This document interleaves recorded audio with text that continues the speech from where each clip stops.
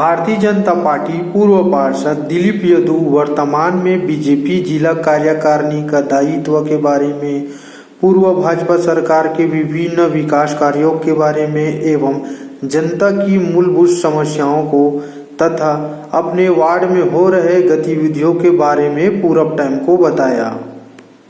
मैं दिलीप यदु पूर्व पार्षद ठाकुर पैनलाल वार्ड लगनिया से। इसके पहले भी 94 में मैं पार्षद था, लगातार 94 और 99 में। 94 में मैं कांग्रेस से पार्षद था। उसके बाद फिर मेरा टिकट नहीं मिला तो मैं निर्दलीय पार्षद चुनाव जीता। उसके बाद फिर अभी मैं भाजपा ज्वाइन किया।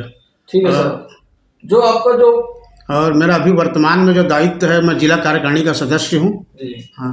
तो सर भारतीय जनता पार्टी में आपका कारण, मतलब आने का कारण क्या था, कुछ बता सकते हैं? उनके उद्देश्य के बारे में बता सकते हैं कुछ आप? मैं भारतीय जनता पार्टी में हमारे जो राजेश मुड़त जी हैं, उनके कार्यकाल में मैं उनके कार्य को देख के मैं उनके साथ मैं पार्टी में आया हूँ मैं।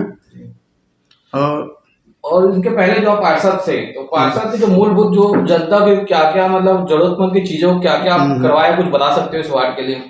इस वार्ड के लिए तो मैं बहुत सारा काम करवाया हूँ। भाजपा के कार्यकाल में मैं पहले मैं 2015 में चुनाव जीता। उसके बाद मुड़त जी के साथ बहुत सारा काम करवाया मैं। रोड, नाली, पानी, बिजली और जगह जगह हर चौक चौराहे में बहुत सारा मंदिर का निर्माण भी करवाया हूँ। और उस समय इतना फंड मिलता था कि हम लोग को कार्य करवाने के लिए सोचना पड़ता था कि कहाँ कार्य कराएंगे। ब्रिजमोहन जी और मुड़त के कारण शहर में मतलब हर समय 100 करोड़ रुपए मिलता था। उस कार्य को हम लोग को सोचना पड़ता था कि कहाँ हम काम करवाना है। ऐसा करके एक हफ्ता हम लोग को विचार करना था। उसके बाद फिर हम लोग सोच के उसमें लिखते थे कि क्या ये काम करवाना है, ऐसा करके। जनता की जो मूलभूत समस्या जो रहती है, कुछ उनके बारे में कुछ बता सकते हैं सर आप? तो उनका दिन, मतलब जो जरूरतमंद की जो चीजें रहती है, जैसे कि राशन कार्ड को बनाना, तो उसके बारे में कुछ जानना चाहता हूँ मैं। जैसे जो पार्षद पूर्व पार्षद थे, तो आप जनता की मूलभूत से रोड, नाली, पानी, बिजली है। और उनको जरूरी जो है ना, जैसे खाद्य सामग्री है, राशन कार्ड उनके लिए भी बहुत जरूरी है। गरीब निम्न वर्ग के तबके लोग रहते हैं, उन लोग उनका राशन कार्ड में ज़्यादा झुकाव रहता है, ताकि वो गरीब आदमी है, राशन कार्ड बन जाए तो उनको बहुत संतुष्टि मिलता है। उस काम को हम घर घर जाके उस काम को लोगों को बिना बोले सबको घर बैठे सबको काम करवाए हैं। राशन कार्ड है और बहुत सारी स्वास्थ्य बीमा योजना है, बहुत सारे काम करवाए हैं। सर जैसे कि अभी रायपुर में डेंगू ज्यादा चल रहा है, तो इस साफ सफाई नहीं रहने से डेंगू के जो मच्छर है ज्यादा बढ़ता है। अगर पानी का इकट्ठा बहुत दिन से गंदा पानी हो गया या बहुत दिन से कचरा फैला हुआ है, तो वो जो नहीं उठने के कारण, तो इस वार्ड में डेंगू की समस्या और साफ सफाई को लेके कुछ बता सकते हैं इस विषय में सर आप? डेंगू इसलिए बढ़ रहा है कि साफ सफाई की व्यवस्था चरमरा गई, इसी कारण डेंगू बढ़ रहा है। वैसे साफ़ सफाई तो खैर होते रहता है, कोई बात नहीं। आप जब भी ज़रूरत पड़ती है तो फ़ोन करते हैं तो अपना प्रतिनिधि भेज के साफ़ सफाई करवाता है। लेकिन फिर भी रोज़ साफ़ सफाई होना चाहिए। पार्षदों को बोलने की ज़रूरत नहीं। पार्षदों का काम है सुबह शाम मॉनिटरिंग करना और जाके देखना और लोगों को बताना कि कहाँ क्या ज़रूरत है, क्या है। बिना बोले सब काम होना चाहिए। और जैसे कि अभी देख सकते हैं सर, रायपुर में बहुत गड्ढे हैं, बहुत ज्यादा ही गड्ढे हैं, आम जनता परेशान है। बरसात के दिन में अगर पानी का, अभी तो पानी नहीं आ रहा है, बरसात नहीं हो रही है, तो अगर पानी आने के कारण तो बहुत सारी तकलीफों का सामना आगे पड़ सकता है। उस गड्ढे का मतलब उनकी जो गलती है, किनकी गलती है? नगर निगम की गलती है, प्रशासन की गलती है? तो इनके बारे में कुछ बता सकते हैं सर आप?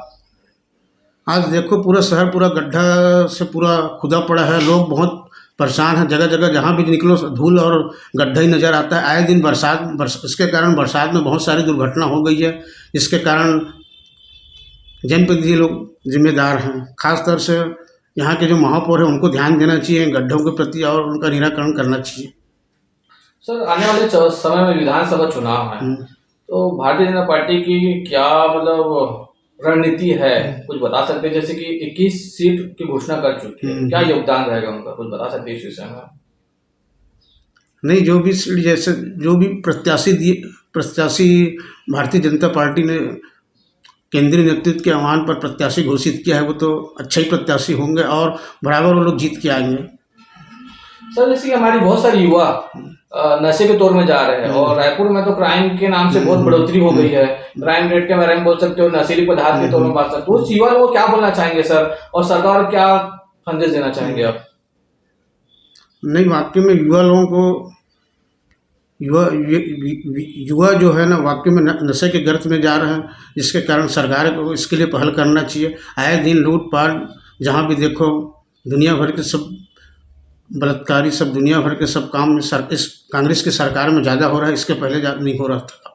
जैसे कि जगह जगह अभी चाकू चोरी भी चलती है, तो उसमें क्या बोलना चाहेंगे सर? बच्चे जिसमें बच्चे भी शामिल है, उसमें तो युवा भी शामिल है। उसके लिए सरकार को पहल करना चाहिए और आगे आके उसमें सख्त कार्रवाई करना चाहिए। ऐसे लोगों को FIR तुरंत दर्ज होना चाहिए। तत्काल कार्रवाई होने से उसमें बच्चे लोग में थोड़ा डर का और भय का माहौल रहेगा।